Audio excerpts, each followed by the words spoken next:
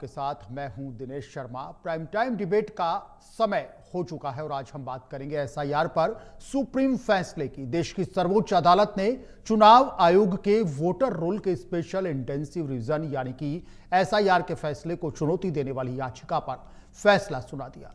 सुनवाई करते हुए सीजेआई सूर्यकांत और जस्टिस जयमाल्या बागची की बेंच ने कहा कि इस प्रोसेस में कोई खामी नहीं है, ये चुनाव आयोग का अधिकार है। बेंच ने यह भी कहा कि एसआईआर पर चुनाव आयोग की सभी शक्तियां पहले की तरह बरकरार रहेंगी।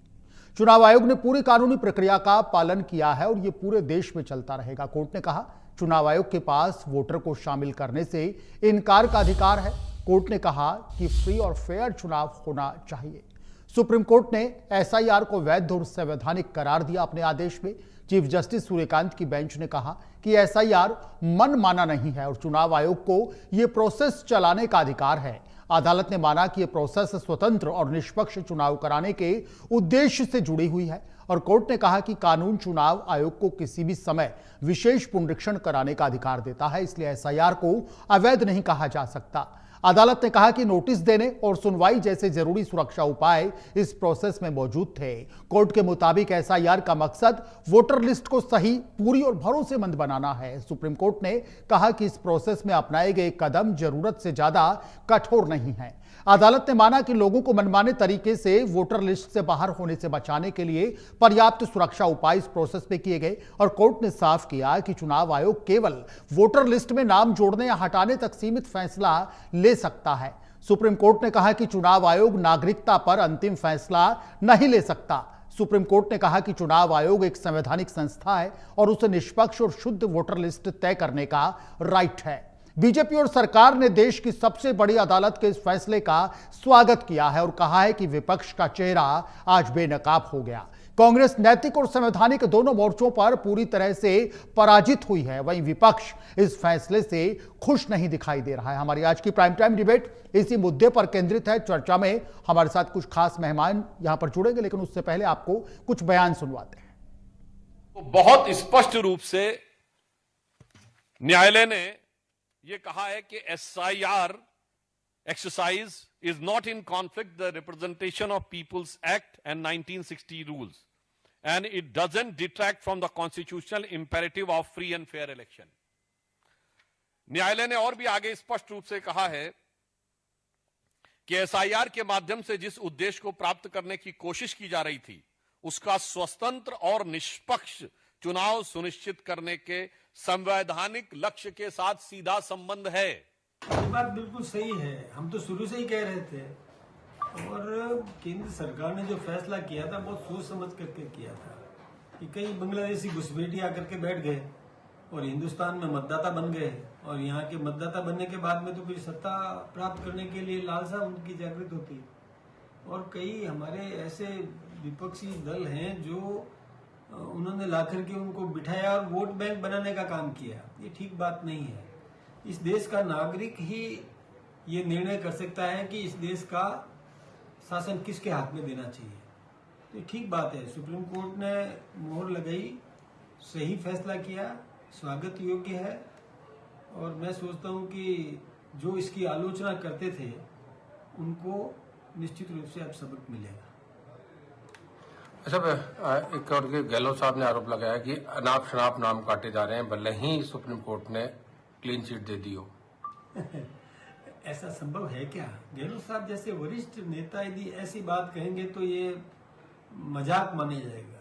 जो आपके साथ एसआईआर में हुआ, जो आपके नाम काटे गए, वो संविधान के खिलाफ काम था। आप घबराइए मत। जिन जिन के नाम गलत काटे गए हैं, कांग्रेस पार्टी की सरकार आएगी, जिनके काटे गए हैं, जिनके गलत काटे गए हैं नाम,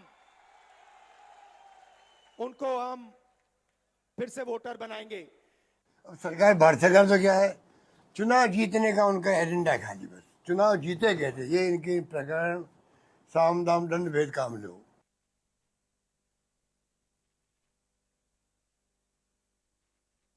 चलिए, 3 खास मेहमानों का पैनल हमारे साथ प्राइम टाइम डिबेट में यहां पर जुड़ गया है। भारतीय जनता पार्टी के वरिष्ठ नेता हैं डॉक्टर चेतन राजपुरोहित जी। राजपुरोहित सर, आपका स्वागत है। राजकुमार शर्मा जी हैं कांग्रेस के सीनियर लीडर। शर्मा साहब, आपका भी स्वागत। और ईश भारद्वाज जी हैं राजनीतिक विश्लेषक। आप तीनों खास मेहमानों का India news prime time debate पर ग्रैंड वेलकम है। सर, डॉक्टर चेतन राजपुरोहित जी से शुरुआत करेंगे।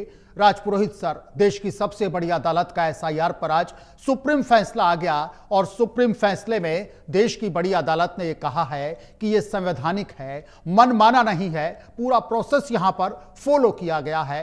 सरकार खुश है, भारतीय जनता पार्टी की सरकार खुश है, पूरा भारतीय जनता पार्टी संगठन यहां पर खुश है और सुप्रीम कोर्ट के इस फैसले का स्वागत आपकी पार्टी ने किया है, आपकी पार्टी के तमाम बड़े नेताओं ने किया है और जनता ने भी देश के सबसे बड़ी अदालत के इस फैसले का स्वागत किया है। लेकिन लगता है जिस तरीके के बयान सामने आ रहे हैं विपक्ष, हालांकि इस तरीके से कोई डायरेक्ट टिप्पणी सुप्रीम कोर्ट की अदालत पर ना तो कोई कर सकता और ना की जा सकती है, लेकिन फिर भी विपक्ष इस फैसले से खुश नहीं है। भारतीय जनता पार्टी के तमाम नेता ये कहते हैं कि भारतीय जनता पार्टी की आज संवैधानिक हार हुई है, कांग्रेस की आज, और भारतीय जनता पार्टी के नेता ये भी कहते हैं कि नैतिक हार भी आज कांग्रेस की हुई है। डॉक्टर साहब, चेतन राजपुरोहित जी, हर मोर्चे पर कांग्रेस को आपने विफल बताया है सर आज। दिनेश जी, मैं इसलिए खुश हूं कि भारत का लोकतंत्र मजबूत हुआ है जी। भारत में कौन तय करेगा कि भारत में शासन किसका होगा? लोकतंत्र की सबसे मजबूत अगर कोई चीज है तो वह है मतदाता जी। ये तय करना होगा भारत के अंदर कि मतदाता सही हो, शुद्ध हो। भारत का मतदाता ही तो तय करेगा ना सरकार किसकी बने जी। क्या दूसरा मतदाता, दूसरे देश का मतदाता आकर ये तय कर सकता है भारत में सरकार किसकी हो? क्या मेरे घर के अंदर 5 नाम कटे हैं, मैं खुश हूं जी। क्यों खुश हूं? को नाम कटने चाहिए। मेरे पिताजी का देहांत हो गया, माताजी का देहांत हो गया, बच्ची ससुराल चली गई, तो कटेगा ना दिनेश जी? बिल्कुल। जो नाम कटे हैं वो पूर्णतः संवैधानिक प्रक्रिया का पालन करते हुए, जो आर्टिकल 324 से लेकर के आर्टिकल 326 तक संवैधानिक अधिकार इलेक्शन कमीशन को दिया गया, उसके अनुसार किया गया है। पहली बात जी। दूसरी बात, ये पूरी प्रक्रिया का 4 चरण है दिनेश जी। पहला चरण घर घर सर्वे होता है, एक फॉर्म भरवाया जाता है। उस फॉर्म में ये कहा जाता है कि ये दस्तावेज आप संलग्न करके इसको सबमिट करिए। दस्तावेज देने में जो लोग गड़बड़ करते हैं, दस्तावेज नहीं देंगे, वही व्यक्ति हॉस्पिटल में जाके आधार कार्ड देता है, वही व्यक्ति पासपोर्ट बनाते समय अपने सारे कागज देता है, वही व्यक्ति एयरपोर्ट जाता है तो सारे कागज दिखाता है। लेकिन इसमें हम नहीं देंगे। नहीं देने का मतलब क्या है कि वो सस्पेक्टेड मतदाता है। तीसरा चरण इसका है सर, फॉर्म सबमिट होने के बाद में जिनके पहले वोटर लिस्ट में माता पिता दादा दादी के नाम है या कंटिन्यूटी मेंटेन है, चेन मेंटेन है, उनके रह जाते हैं और नहीं होते हैं उनके काटते हैं। काटने के बाद फिर उनको 1 महीने का समय दिया जाता है कि आप अपनी बात रखिए, आपका नाम हमने काटा है, इन कारणों से काटा है, इन डॉक्यूमेंट की कमी से काटा है, अगर आपके पास कोई सबूत है तो आप लाके दीजिए, आपका नाम शामिल हो जाएगा। जब ये प्रक्रिया पूरी हो जाती है तो पहले टेंटेटिव ड्राफ्ट प्लान जारी होता है, उसके बाद में फाइनल वोटर लिस्ट जारी होती है। ये प्रक्रिया है। लेकिन मैं एक बात जरूर कहना चाहता हूँ, इस कांग्रेस पार्टी ने किया है, इसने चुनाव आयोग और चाहे कोई भी लोकतांत्रिक संस्था हो, चुनाव हार और जीत सिक्के के 2 पहलू है। हम भी चुनाव हारते हैं, कांग्रेस भी हारती है, हर पार्टी जीतती है और हारती है। लेकिन कांग्रेस पार्टी ने एक बड़ा काम किया, जिन्होंने अपने राजनेताओं को हार का ठीकरा नहीं पड़े। जिले में जिसको प्रभारी बना रखा है उसके ऊपर हार का ठीकरा नहीं पड़े। लोकसभा में जिसको लोकसभा का प्रभारी बना रखा है उसका हार का ठीकरा नहीं पड़े। प्रदेश में जिनको प्रदेश अध्यक्ष और प्रदेश प्रभारी बना रखा उनको सबको मुक्त करने का काम अगर कोई करते हैं, जिम्मेवारी से मुक्त करने का काम अगर कोई, तो राहुल गांधी करते हैं। और राहुल गांधी इसलिए करते हैं कि ये मंडल से शुरू होकर जब राष्ट्रीय स्तर पर आएगा तो ये मेरे ऊपर आएगी कि मुझे जिम्मेदारी लेनी है हार की, तो कहीं मुझे भी कांग्रेस पार्टी से इस्तीफा नहीं देना पड़ जाए। क्योंकि प्रदेश अध्यक्ष इस्तीफा देगा, लोकसभा अध्यक्ष इस्तीफा देगा, तो ये बात राष्ट्रीय नेतृत्व तक भी जरूर पहुंचेगी। इस सारे प्रकरण से बचने के लिए कांग्रेस पार्टी क्या करती है, आरोप लगाओ और भग जाओ। कितने आरोप लगे एसआईआर पर, कितने लगाए? क्या दिक्कत थी कांग्रेस पार्टी को? मैं खुश हूं, मेरे घर से 5 नाम कटे हैं, क्यों कटने चाहिए?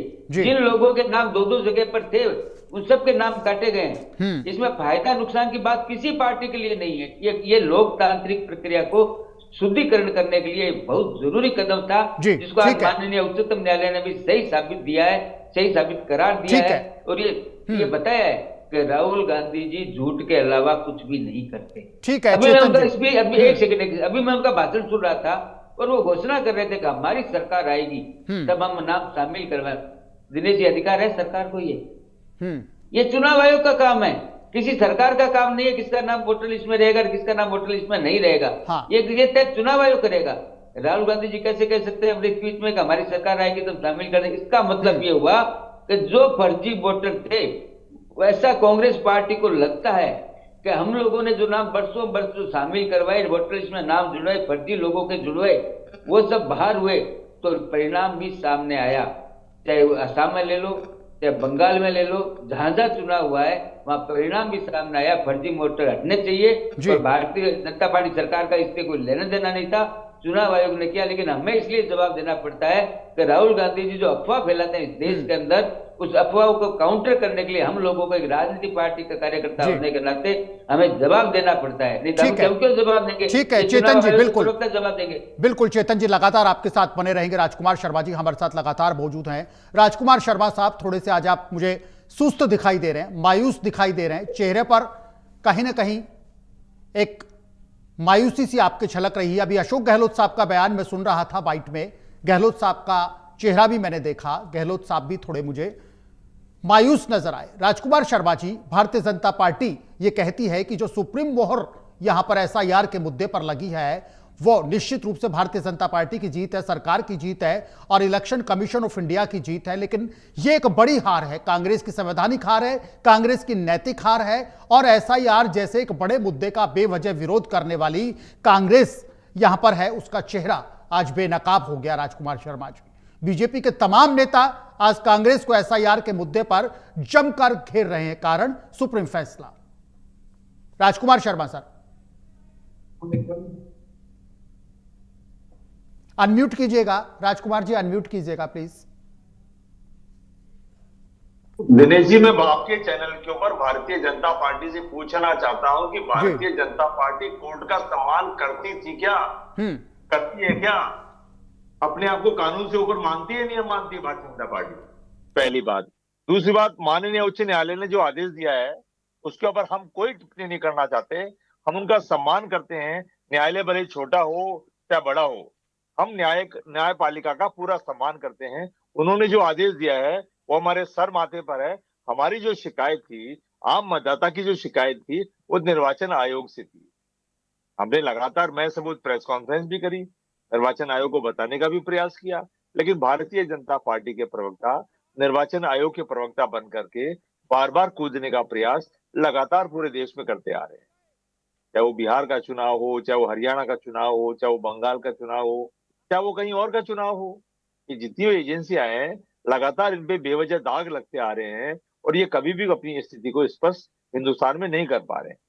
दूसरी बात मैं कहूं दिनेश जी कि भारतीय जनता पार्टी ये कह रही है कि आज कांग्रेस पार्टी की हार हुई है। कांग्रेस पार्टी की हार नहीं हुई है, कांग्रेस पार्टी विपक्ष में बैठी है। विपक्षी पार्टी की जिम्मेदारी बनती है कि हिंदुस्तान के आवाम की आवाज बन करके भारतीय जनता पार्टी को, सरकार को लगातार जगाने का काम करे। एसआईआर का जो मुद्दा है, नाम कटना चाहिए। अगर कोई नाम गलत है तो कटना चाहिए। कोई अगर बाहर का रहने वाला व्यक्ति, हमारे देश का व्यक्ति नहीं है, उसका नाम गलती से जुड़ गया है, वो भी कटना चाहिए। कोई अगर किसी व्यक्ति की अगर मृत्यु हो गई है, उसका नाम भी कटना चाहिए। किसी व्यक्ति का अगर 2 जगह नाम जुड़ा हुआ है, वो नाम भी कटना चाहिए। नाम, असली नाम जो कटना चाहिए वो निश्चित तौर पे कटना चाहिए, लेकिन योग्य व्यक्ति कोई हो उसका नाम नहीं कटना चाहिए। कांग्रेस पार्टी बार बार यही कहती थी। दूसरा ये कि वाकई में जो नाम डिलीट होने चाहिए, राजकुमार शर्मा जी, वही हट रहे हैं। जो लोग छोड़कर चले गए, शहर छोड़कर चले गए, जिनका देहांत हो गया, जिन बच्चियों की शादी हो गई, जिन लड़कियों की शादी हो गई, वो दूसरे शहर में शिफ्ट हो गई, किसी की डेथ हो गई या कोई यहां पर है नहीं, सिर्फ वही नाम डिलीट हो रहे हैं, वही नाम डिलीट हो रहे हैं। राजकुमार शर्मा जी, हाँ, संविधान के हिसाब से वो कटने भी चाहिए। हाँ, बिल्कुल जो कटने चाहिए। संविधान के हिसाब से जुड़ने योग्य, हाँ, वो जुड़ने भी चाहिए, बिल्कुल निश्चित रूप से जुड़ने चाहिए। संविधान के हिसाब से वो नाम जुड़ने योग्य था, हाँ, और उसका नाम कट गया है, तो उसको जो समय मिलना चाहिए था निर्वाचन आयोग के सामने जाने का, हाँ, या कोर्ट में जाने का, वो समय निर्वाचन आयोग ने पूरा नहीं दिया, ये आप भी देख रहे हैं। पहले एसआईआर चलता था लंबा जी, 6 महीने, 8 महीने, 10 महीने। अब एसआईआर चला है पूरे 1-1.5 महीने का, 20 दिन का, 25 दिन का। उसमें क्या है कि किसी मतदाता का अगर गलती से कोई नाम कट भी गया है, निर्वाचन आयोग ने कोई वैलिड डॉक्यूमेंट मांगा भी है, कई बार डॉक्यूमेंट को इकट्ठा करने में, उसके चयन बनाने में, जो भी निर्वाचन आयोग ने गाइडलाइन जारी की है उसके चयन बनाने में कई बार समय लग जाता है, लेकिन उसके कारण से उसका अगर नाम वंचित रह गया है तो दुर्भाग्यपूर्ण है। मैं निर्वाचन आयोग से आपके चैनल पे निवेदन करूंगा कि ऐसे मतदाता जिनका चयन डॉक्यूमेंट टाइम पर पूरा नहीं हो पाया है, लेकिन अगर वो हिंदुस्तान के ओरिजिनल मतदाता है, अच्छे मतदाता है, तो निश्चित रूप से उनका नाम भविष्य में दोबारा जुड़ना चाहिए। बिल्कुल जुड़ना चाहिए सर, बिल्कुल जुड़ना चाहिए। बात कहती थी कि हिंदुस्तान का मतदाता है, चयन डॉक्यूमेंट अगर वो प्रॉपर समय पे तैयार नहीं कर पाया, बहुत कोई भी कारण हो सकते हैं, तो उसका नाम जुड़ने की उसको समय दिया जाना चाहिए था, चाहे वो बंगाल का चुनाव हो, चाहे वो बिहार का चुनाव हो, लेकिन उसको समय उतना नहीं दिया गया और वोटर लिस्ट जारी कर दी गई। तो कांग्रेस पार्टी बार बार यही तो कह रही है, हिंदुस्तान का अगर मतदाता है और अगर ओरिजिनल रूप से वो सब कुछ मापदंड सही पाए जाते हैं तो उसका नाम जुड़ना चाहिए, और अगर किसी कारण से नहीं जुड़ पाया है अतिशीघ्र उसका नाम जोड़ा जाए। अच्छा, राजकुमार शर्मा साहब, राजकुमार शर्मा साहब, ठीक है, राजकुमार शर्मा साहब, सुप्रीम कोर्ट में सीजेआई साहब की बेंच ने जिस तरीके से आज ये आदेश दिया, सुप्रीम कोर्ट ने अपनी फाइंडिंग में ये कहा है कि जरूरी जितने भी सुरक्षात्मक उपाय एसआईआर के दौरान अपनाए जाने चाहिए, इलेक्शन कमीशन ऑफ इंडिया ने वो सब अपनाए। सुनवाई का अधिकार भी है, नोटिस देने की बात भी है, और ये पूरी तरीके से देश के हित में है। सुप्रीम कोर्ट ने अपनी फाइंडिंग में कहा है कि तमाम सुरक्षात्मक उपाय फॉलो किए जा रहे हैं और ये होना चाहिए, ये देश के हित में है, फेयर इलेक्शन होने चाहिए पूरे देश में। दिनेश जी, माननीय उच्च न्यायालय का हम बहुत सम्मान करते हैं, बिल्कुल, उनके फैसले पर हम कोई आपत्ति नहीं कर रहे हैं जी, उनका सम्मान हम करना जानते हैं। कांग्रेस पार्टी उनका सम्मान करना जानती है, भारतीय जनता पार्टी की तरह नहीं कर रही है जी, उनका हम बहुत सम्मान करते हैं, करना भी चाहिए। हम तो निर्वाचन आयोग का भी सम्मान करते हैं। नहीं, निर्वाचन आयोग, राजकुमार शर्मा साहब, राजकुमार शर्मा साहब, राजकुमार शर्मा साहब, इसी चैनल पर राजकुमार शर्मा साहब, ठीक है, राजकुमार शर्मा साहब, मैं माफी चाहूंगा, राजकुमार शर्मा साहब माफी चाहूंगा, राजकुमार शर्मा साहब मैं माफी चाहूंगा, ठीक है, राजकुमार शर्मा साहब, अभी आपने रिप्लाई में एक बात कही, राजकुमार शर्मा जी सुनिए ना सर, अभी आपने एक रिप्लाई में बात कही कि हम देश की बड़ी अदालत का, सर्वोच्च अदालत का सम्मान करते हैं। मैं मानता हूं हर भारत के नागरिक को देश की अदालतों का सम्मान करना चाहिए, न्यायिक प्रक्रिया है और न्याय व्यवस्था मजबूत होती है, अदालत का फैसला सर्वोपरि। लेकिन आपने जब सेकंड लाइन कही कि हम तो इलेक्शन कमीशन ऑफ इंडिया का भी सम्मान करते हैं, हम सवाल नहीं खड़े करते, इसी प्राइम टाइम डिबेट में सैकड़ों बार आप मेरे साथ यहां पर डिस्कशन में बैठे हैं सर, आप जुड़े हैं और कांग्रेस के तमाम नेता जुड़े हैं, सैकड़ों बार कांग्रेस के तमाम नेताओं ने इलेक्शन कमीशन ऑफ इंडिया पर सवाल उठाए, उनमें से आप भी थे सर। मैं एक्सट्रीमली आपका रेस्पेक्ट करते हुए ये मेरा एक सवाल है आपसे, आपने इसी डिबेट में कई बार सवाल उठाए कि इलेक्शन कमीशन ऑफ इंडिया केंद्र सरकार की कठपुतली है। आप थोड़ा रिवर्स गियर लगाइएगा राजकुमार शर्मा सर, थोड़ा सा रिवर्स गियर लगाइएगा। आपने कई बार बोला है कि election commission of India Bharat सरकार की कठपुतली है। हाँ, उच्चतम न्यायालय का भी हम सम्मान करते हैं, उनके फैसले पर हम कोई टिप्पणी नहीं करना चाहते जी।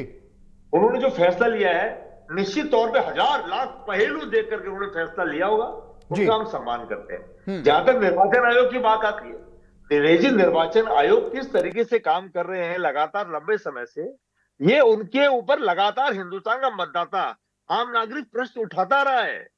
और अगर आम आदमी की आवाज अगर विपक्ष नहीं उठाएगा तो कौन उठाएगा? दूसरी बात मैं ये कहूं, अगर कोई मतदाता कह रहा है कि मैं सही हूं और मैं चयन डॉक्यूमेंट देने में आज की तारीख में सक्षम नहीं हो पा रहा और निर्वाचन आयोग जल्दबाजी में अगर उसका नाम काट देता है तो उसके साथ अन्याय होगा या नहीं होगा? उस मतदाता के साथ अन्याय होगा या नहीं होगा? और जबकि वो बार बार कह रहा है कि आज भारत देश के जो हमारे प्रधानमंत्री हैं आदरणीय नरेंद्र मोदी जी, उनको वो 12 साल में कई बार वोट देकर के प्रधानमंत्री बना चुका है। अब वो बार बार कह रहा है मतदाता कि देश के प्रधानमंत्री को चुनने में मेरा भी वोट डला है, लेकिन आज निर्वाचन आयोग एसआईआर के माध्यम से वो ये कड़ी थी चयन डॉक्यूमेंट की, वो मैं किसी कारण से पूरा नहीं कर पा रहा, क्योंकि बहुत से घर ऐसे हैं दिनेश जी जो गरीब घर हैं जिनके पास डॉक्यूमेंट्स नहीं मिलते हैं। बहुत अनपढ़ परिवार ऐसे हिंदुस्तान में या बहुत गरीब परिवार ऐसे हैं जिनके पास प्रॉपर पक्के घर तक नहीं है, या किसी के कागज गुम गए, खो गए, जल गए, बाढ़ में बह गए, ऐसे लाखों परिवार ऐसे हैं, हजारों परिवार ऐसे हैं जिनके पास चयन डॉक्यूमेंट कई बार नहीं हो पाता है, लेकिन ठीक है, वो करेगा हिंदुस्तान के मतदाता है। ठीक है राजकुमार शर्मा जी आगे लगातार आपके साथ बने रहेंगे। शर्मा सर, ठीक है, शर्मा सर लगातार आपके साथ बने रहेंगे। शर्मा सर लगातार आपके साथ बने रहेंगे। ईश भारद्वाज जी राजनीतिक विश्लेषक हमारे साथ यहां पर प्राइम टाइम डिबेट में मौजूद हैं। सबसे पहले प्रतिक्रिया चाहेंगे, सुप्रीम कोर्ट ने आज जो सुप्रीम फैसला एसआईआर पर दिया, ईश भारद्वाज साहब क्या कहना चाहेंगे? नमस्कार दिनेश जी, दोनों बंधुओं को नमस्कार। सबसे पहले तो मैं बधाई दूंगा कि सुप्रीम कोर्ट ने जो एक आम मतदाता के हित में, जनता के हित में जो फैसला था वो फैसला लिया है। और एसआईआर पर देखिए, कोई सी पार्टी क्या उम्मीद करती है, सब्जेक्ट ये नहीं, सब्जेक्ट ये है कि जो चुनाव प्रक्रिया के अकॉर्डिंग, चुनाव आयोग के अकॉर्डिंग जो सुप्रीम कोर्ट ने फैसला दिया है वो फैसला उन्होंने सही दिया है। अब एसआईआर के बारे में जो अभी हमारे कांग्रेस के भाई साहब जो कह रहे थे ना, देखिए पर्याप्त समय भी दिया गया है। और एसआईआर में जो चीज हुई है, मैं आपको टू बी प्रैक्टिकल बताता हूँ। बहुत सारे देश में ऐसे मतदाता थे, हर विधानसभा में मतदाता आज से 15 साल 20 साल पहले गांव के अंदर रहता था, वहां उसका वोट पड़ा हुआ है, अब वो शहर में चला गया, शहर में भी उसका वोट। तो जितने भी नाम, ज्यादातर जो मैं समझ पाया हूँ, जिन नामों को उसमें काटा गया है वो नाम एक जगह से काटे गए हैं और दूसरी जगह उसके नाम ऐड हो गए। अब रहा डॉक्यूमेंट देने का ना देने का, अब डॉक्यूमेंट भी देने के लिए पर्याप्त समय दिया गया, क्योंकि एसआईआर की प्रक्रिया बहुत दिन से चल रही है। अब हम इसको सालों तक घसीटें, ऐसा संभव नहीं है। एक साल के बीच में कई बार चुनाव भी होते हैं, अब जैसे बीच में चुनाव आ गए। अब ये प्रक्रिया अब क्या है, अब सुप्रीम कोर्ट ने जो फैसला दिया है ना, संवैधानिक मांग के तरीके से ही दिया है उसने, और पूरे राजनीतिक विवाद का जो केंद्र था ना, अब चुनाव सुधार से हटकर विपक्ष की राजनीति पर आ गया है। और देखिए, पक्ष विपक्ष दोनों है। अब कहीं आपको लॉस लगता है, कहीं दूसरी पार्टी को लॉस लगता है। मैंने ऐसी भी बहुत सारी राजस्थान में विधानसभाएं हैं जहां पे जो कांग्रेस का वोट बैंक है ना, वो नहीं है। आपको प्रैक्टिकल चीज बता रहा हूं मैं भाई साहब। और वहां पे 20,000 25,000 नामों को काटा गया।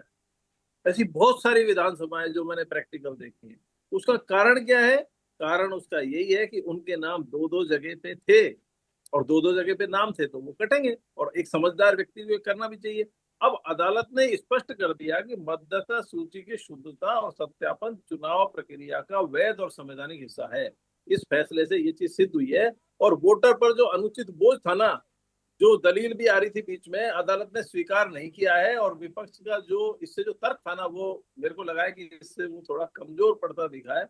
अब देखिए, चुनाव आयोग और अदालत दोनों एक निष्पक्ष संस्थाएं हैं जो संवैधानिक प्रक्रिया से काम करती हैं। उन पे आरोप प्रत्यारोप लगाना मैं नहीं समझता कि सही है। वो एक तरीके से संविधान की अवहेलना भी है और हमारे देश के कानून की भी अवहेलना है। तो अब जो फैसला आया है, हमको उस पर किसी तरह का आरोप प्रत्यारोप नहीं लगाना चाहिए और उसको स्वीकार करना चाहिए। हर पार्टी को स्वीकार करना चाहिए, हर नागरिक को स्वीकार करना चाहिए। भारत देश का नागरिक है, भारत देश के नागरिक को वोट डालने का अधिकार है, उसका अधिकार नहीं छीना जा रहा। लेकिन कहीं ना कहीं पिछले 10 साल में, 15 साल में, 20 साल में कुछ तो गड़बड़ है, और उस गड़बड़ की वजह से ही एसआईआर को लाया गया। अब उस गड़बड़ को अगर खत्म करके एसआईआर प्रक्रिया को कोर्ट के माध्यम से, चुनाव आयोग के माध्यम से अगर सुचारू रूप से सही तरीके से संचालित किया जा रहा है, तो इसमें मैं नहीं समझता कि कुछ गलत। बिल्कुल बिल्कुल, सबको स्वीकार करना चाहिए। बिल्कुल सबको स्वीकार करना चाहिए। ईश भारद्वाज जी, आपने बिल्कुल सही कहा। चेतन जी का रुख करते हैं। चेतन, डॉक्टर चेतन राजपुरोहित जी, राहुल गांधी साहब आज ये कह रहे थे, बीजेपी वो पार्टी है जो वोटिंग राइट छीनने का प्रयास करती है। उसको लगता है कि ये voters Bharatiya Janata party cover नहीं कर पा रही, उनको छीन लीजिएगा, उनको डिलीट कर दीजिएगा। ये भारतीय जनता पार्टी की पॉलिसी है। एक और आरोप कांग्रेस यहां पर बड़ा लगाती है कि बीजेपी पर कभी भी एंटी इनकम्बेंसी का असर क्यों नहीं होता। राहुल गांधी पूछते हैं, कांग्रेस के तमाम नेता पूछते हैं, बाकी दल इससे अफेक्टेड होते हैं एंटी इनकम्बेंसी से, लेकिन भारतीय जनता पार्टी पर इसका कोई इतना ज्यादा असर नहीं होता। ये क्यों नहीं होता राजपुरोहित जी? और वोटिंग राइट छीनने वाली पार्टी है ये भारतीय जनता पार्टी। कांग्रेस के तमाम नेता गुस्से में होकर के ये बोलते हैं कि वोटिंग राइट तो मत छीनो लोगों का, वोटिंग राइट छीन लेंगे फिर कैसा लोकतंत्र। लोकतंत्र को कुचलने का तो आप लोगों ने काम किया है। डॉक्टर दिनेश जी, चेतन राजपूत दिनेश जी, एक चीज और पार्टी बोलूंगा। कैसी है? हाँ रुकिएगा, एक चीज बोलूंगा, एजी रुकेगा, आएंगे एक रुकेगा। चीज बोलूंगा, एक सेकंड के लिए आपने जो चीज बोली ना, मैं आपको एक चीज प्रैक्टिकल बता रहा हूँ। हो सकता है आज हमारे दूसरी पार्टियां परेशान हो रही है, हाँ। वो सोच रही है कि एसआईआर से राजस्थान में या किसी प्रदेश में बीजेपी को फायदा हो रहा है, लेकिन मैं आपको ये गारंटी से कह सकता हूँ कि इसमें बीजेपी को भी बहुत नुकसान हो रहा है। बहुत सारी जगह जहाँ पे प्योर बीजेपी है ना, वहां भी 20 नहीं ईश जी, किसी का नुकसान हो, बीजेपी का नुकसान हो, कांग्रेस का नुकसान हो, लेकिन राष्ट्र का फायदा होना चाहिए, राष्ट्र का फायदा होना चाहिए का राष्ट्र का फायदा होना चाहिए, चाहे बीजेपी का नुकसान हो चाहे कांग्रेस का नुकसान हो, राष्ट्र का फायदा होना चाहिए। हम अपने क्षणिक थोड़े से स्वार्थ के लिए राष्ट्र के फायदे के साथ कोई वो नहीं कर सकते।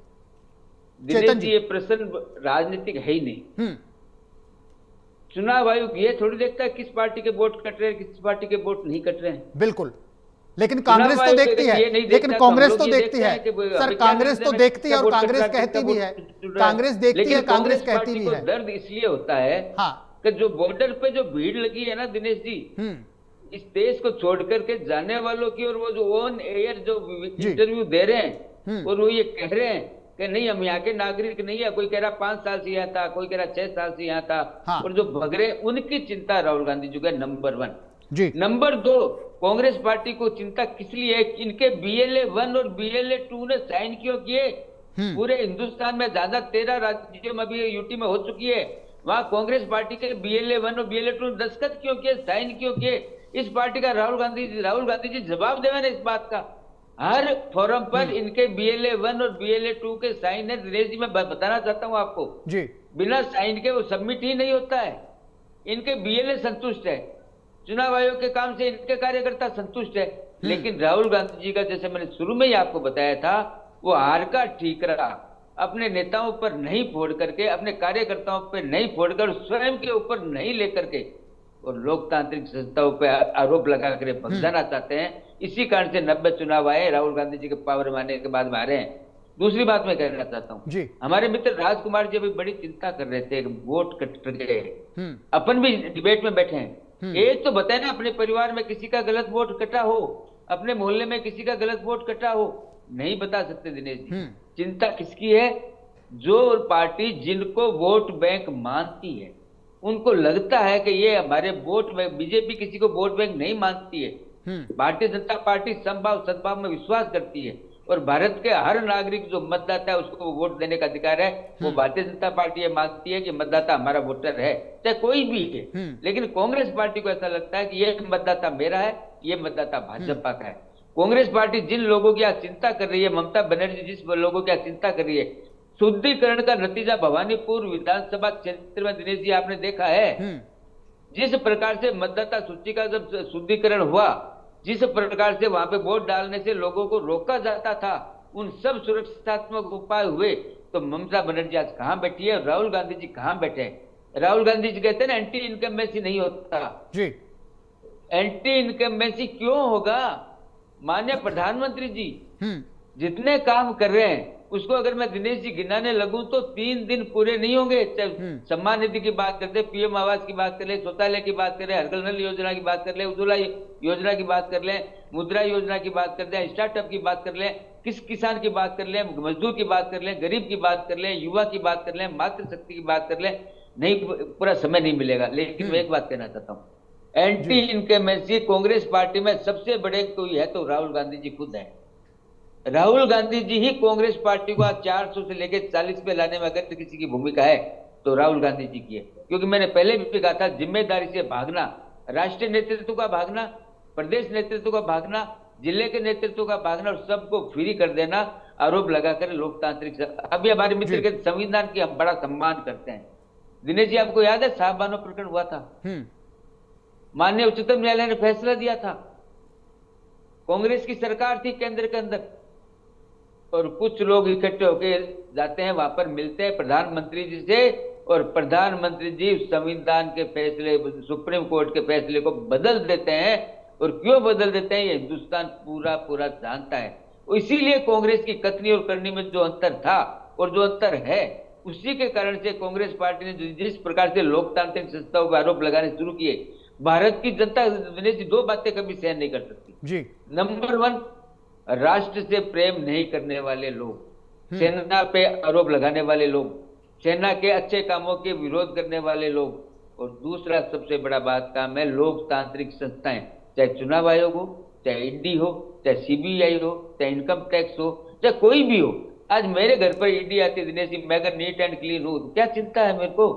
सारे गेट खोल दूंगा, आ जाओ, देखो सारा चेक करो। आप कौन मना करता है? आपको कोई मना नहीं करेगा। और कांग्रेस पार्टी का तो सीधा सीधा उदाहरण है कि मंत्री जी भी जेल में है राजस्थान में। क्या बोलेंगे?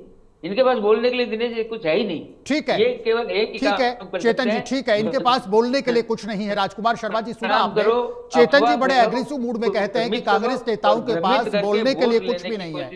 ये भारत की जनता को देने वाले। ठीक है चेतन जी, राजकुमार शर्मा साहब, चेतन जी कहते हैं कांग्रेस के नेताओं के पास बोलने के लिए कुछ भी नहीं है और संस्थाओं पर, लोकतांत्रिक संस्थाओं पर, संवैधानिक संस्थाओं पर लांछन लगाने का जो कुत्सित प्रयास कांग्रेस लगातार कर रही थी पिछले कई महीनों से, वो आज फेल हो गया। और एक बड़ी बात और भारतीय जनता पार्टी के आज कुछ बड़े नेताओं ने यहां पर कही।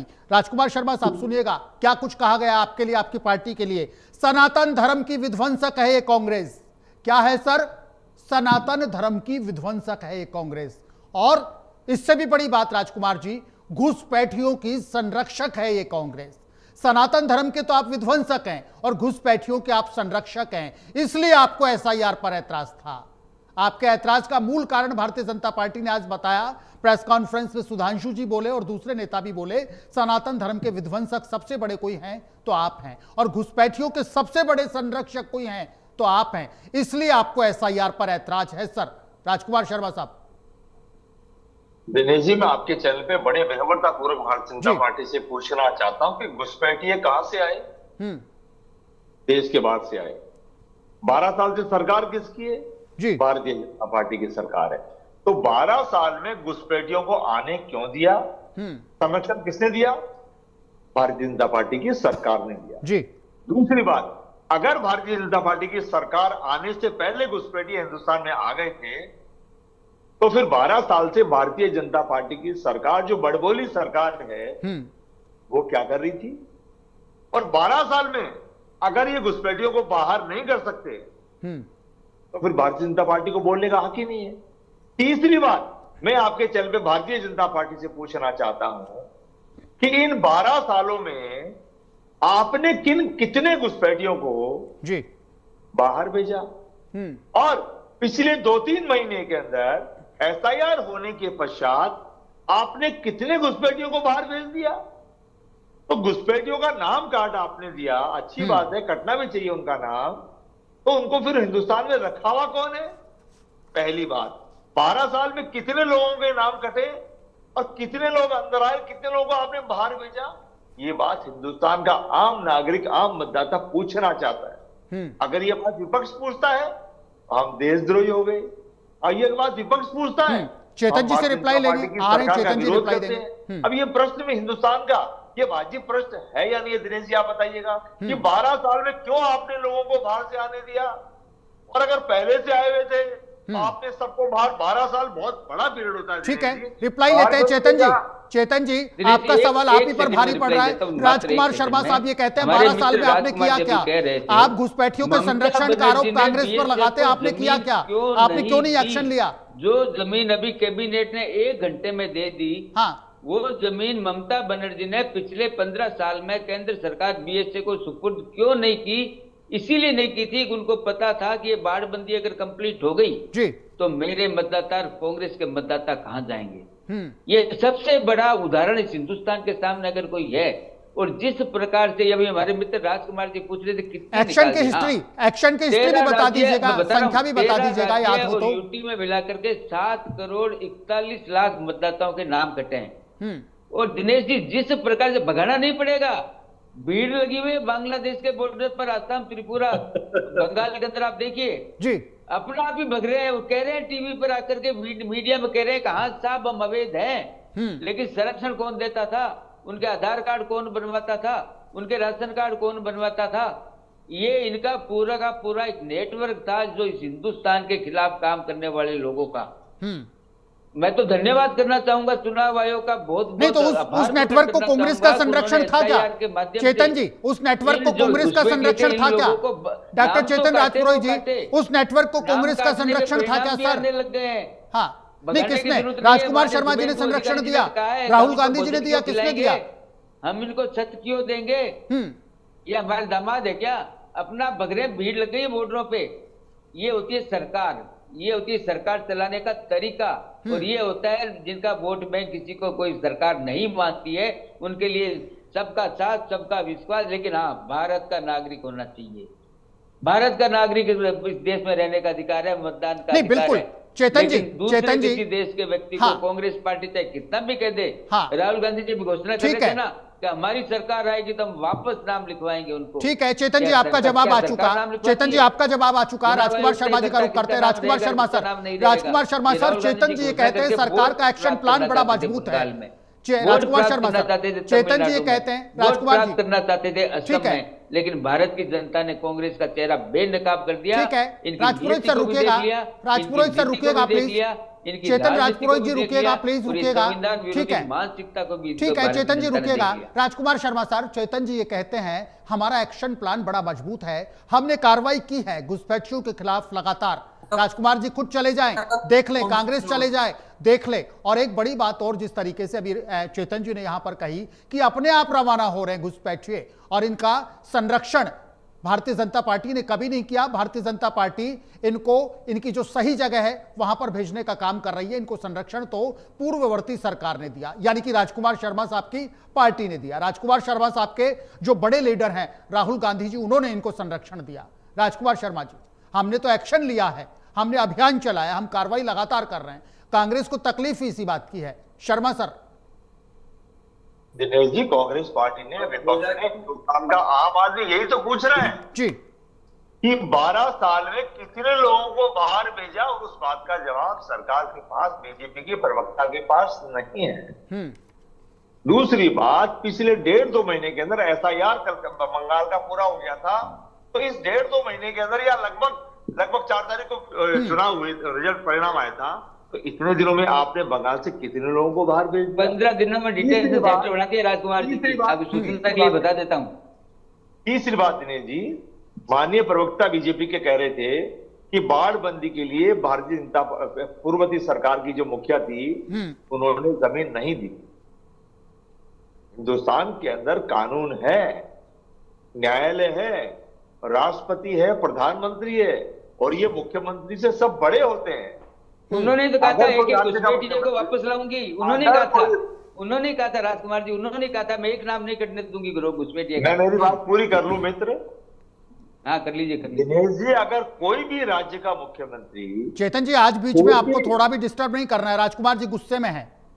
नहीं करूंगा, मैं बिल्कुल ही नहीं करूंगा। राजकुमार जी बहुत विद्वान आदमी, मेरे मित्र। हाँ, नहीं बिल्कुल विद्वान है, कोई इसमें कोई शक नहीं, हम सम्मान करते हैं। मैं आपका भी बहुत सम्मान करता हूँ, भारद्वाज जगह भी सम्मान करता हूँ, और डॉक्टर साहब तो मेरे बहुत अच्छे मित्र हैं। हाँ, नहीं बिल्कुल सर, मैं आपको, आप तीनों मेहमानों से रिक्वेस्ट करूँ, आप तीनों मेहमानों से, राजकुमार शर्मा सर एक बात सुन लीजिएगा। राजकुमार शर्मा सर एक बात सुन लीजिएगा। बड़ी है, देश के प्रधानमंत्री बड़े हैं, क्या कानून बड़ा है, क्या देश के राष्ट्रपति, उपराष्ट्रपति, गवर्नर साहब ये सब बड़े हैं। 15 साल में अगर उन्होंने जमीन नहीं दी बाढ़ बंदी के लिए, तार बंदी के लिए, तो ये फेलियरशिप किसकी है? पहली बात। दूसरी बात, बार बार पूछ रहा हूं कि 12 साल के अंदर भारतीय जनता पार्टी की सरकार केंद्र में है, हमारे भारत देश के प्रधानमंत्री आदरणीय नरेंद्र मोदी जी हैं, कोई तो बताए कितने लोगों को बाहर भेज दिया। और अगर थोड़े से लोगों को बाहर भेजा है तो फिर थोड़ा बोलिए, ज्यादा क्यों बोलते हो भैया? क्या सारा बोलने का ठेका आप ही ले लिया है?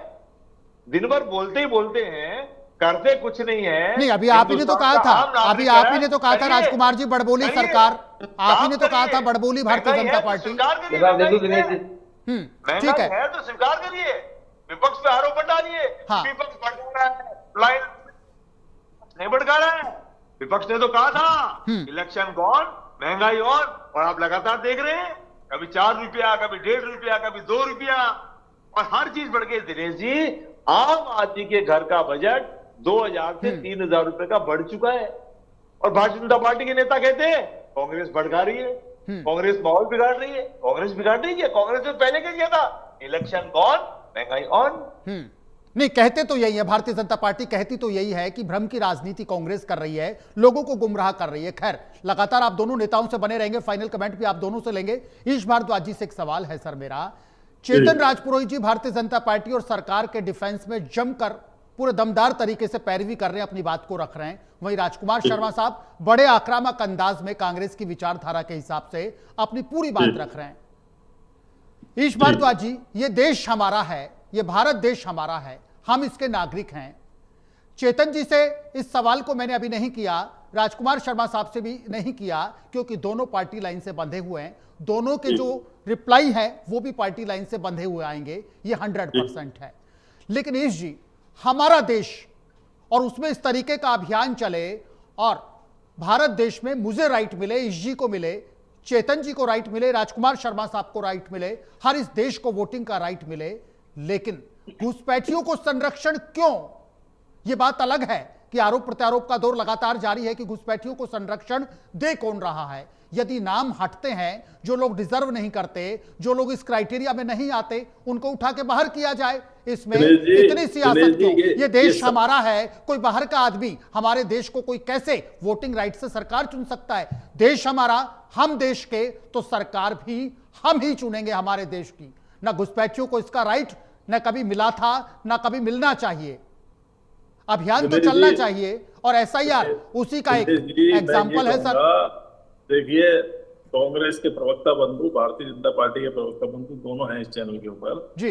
देखिए, बंगाल के अंदर जो स्थिति थी, हम उसके लिए सिर्फ और सिर्फ मोदी जी को जिम्मेदार नहीं ठहरा सकते।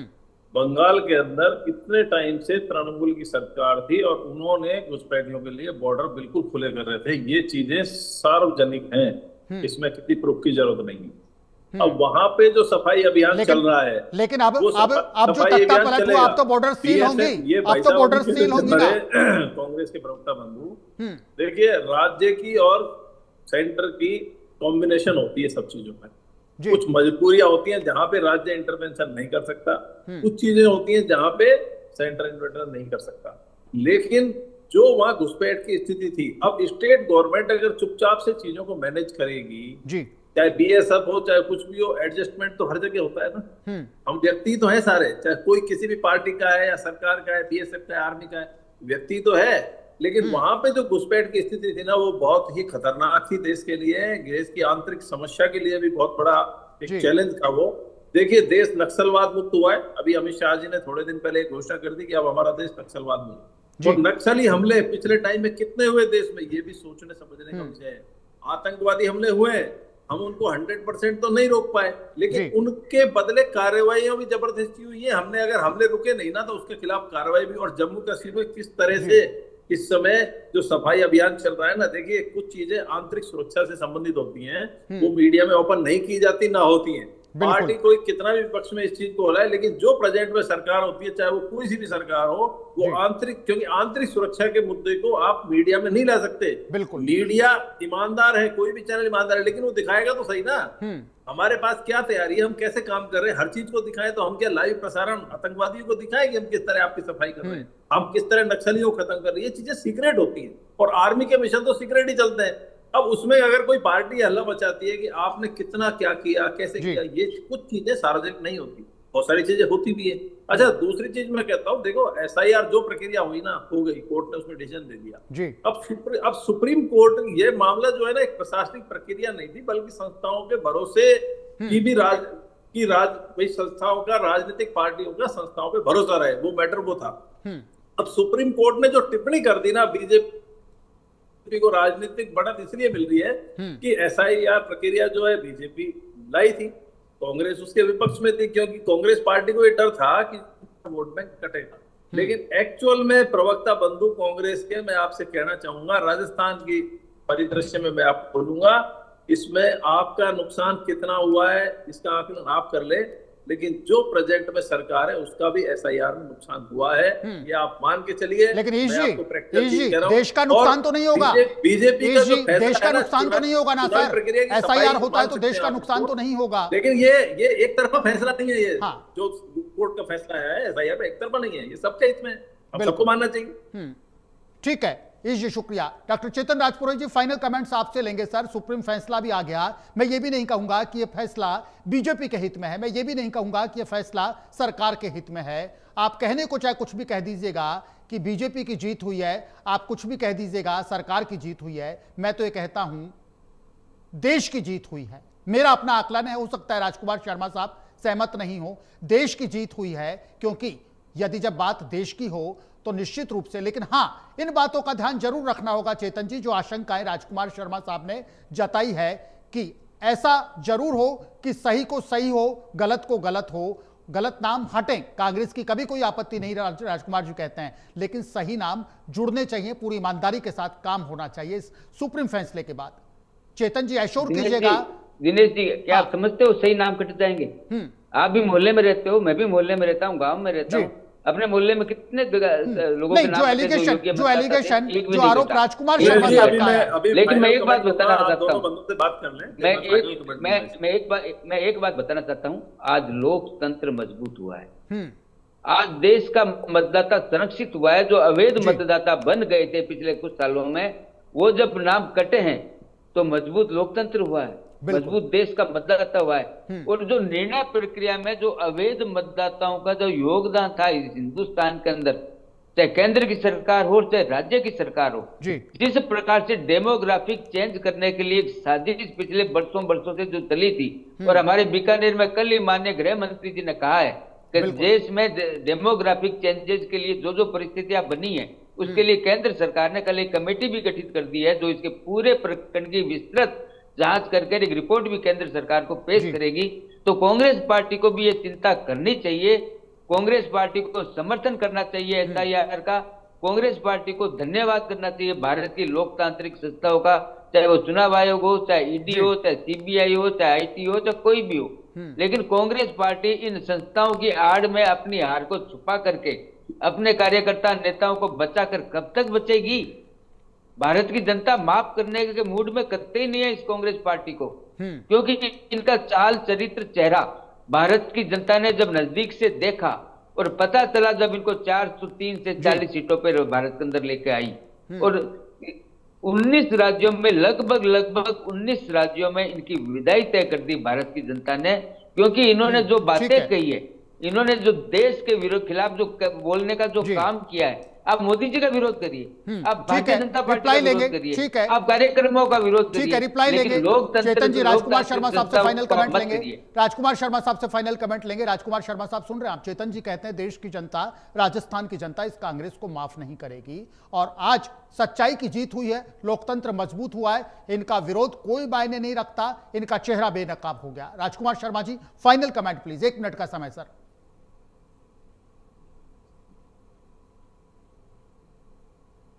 अनम्यूट कीजिएगा शर्मा सर, अनम्यूट कीजिएगा प्लीज, अनम्यूट कीजिएगा। सच्चाई की तो जीत हमेशा होनी चाहिए, सत्यमेव जयते हमेशा होना चाहिए जी। कांग्रेस पार्टी आंतरिक सुरक्षा हो देश की, चाहे बाहरी सुरक्षा हो, उस पर कोई भी एडजस्टमेंट नहीं चाहती है। बिल्कुल। भारतीय जनता पार्टी से निवेदन है, एडजस्टमेंट का काम छोड़े, मजबूरी शब्द हटाए जी। हमारा देश मजबूत होना चाहिए, हमारी हिंदुस्तान की तमाम बॉर्डर्स, चाहे वो किसी भी स्टेट से लगती हो, वहां सरकारें किसी की भी हो, वहां मजबूरी शब्द को हटा के, एडजस्टमेंट शब्द को हटा के हमारे हिंदुस्तान को मजबूत करे, पहली बात। दूसरी बात, हिंदुस्तान का कोई भी ओरिजिनल मतदाता जो हिंदुस्तान का निवासी है, उसका वोट निश्चित तौर पे हिंदुस्तान की लिस्ट में होना चाहिए, बिल्कुल होना चाहिए। और अगर हिंदुस्तान से बाहर का कोई व्यक्ति है तो 101% उसका नाम अतिशीघ्र कटना चाहिए। कांग्रेस पार्टी इस पक्ष में कतई नहीं, जो ओरिजिनल मतदाता है उसका नाम जुड़े, चयन डॉक्यूमेंट अगर किसी कारण से पूरा नहीं हो पाया है तो निर्वाचन आयोग से निवेदन है उसका भी सम्मान करें, भारतीय जनता पार्टी के कहने से चले नहीं चले अलग है। जी। चुनाव हो गए, परिणाम आ गए, सरकारें बन गई, बन जाती है, हमारी भी बनी है, आपकी बनी है, सब चलता ठीक है। रहता है। हिंदुस्तान की ओरिजिनल मतदाता का अपमान करने का हक किसी को भी नहीं है। बिल्कुल, मतदाताओं का सम्मान, पार्टियों का सम्मान भी बना रहे, लोकतंत्र का सम्मान भी बना रहे और वोटर्स का सम्मान भी बना रहे। आप तीनों खास मेहमानों का शुक्रिया। डॉक्टर चेतन राजपुरोहित जी आपका शुक्रिया, राजकुमार शर्मा सर आपका शुक्रिया, रईश भारद्वाज जी आपका भी शुक्रिया।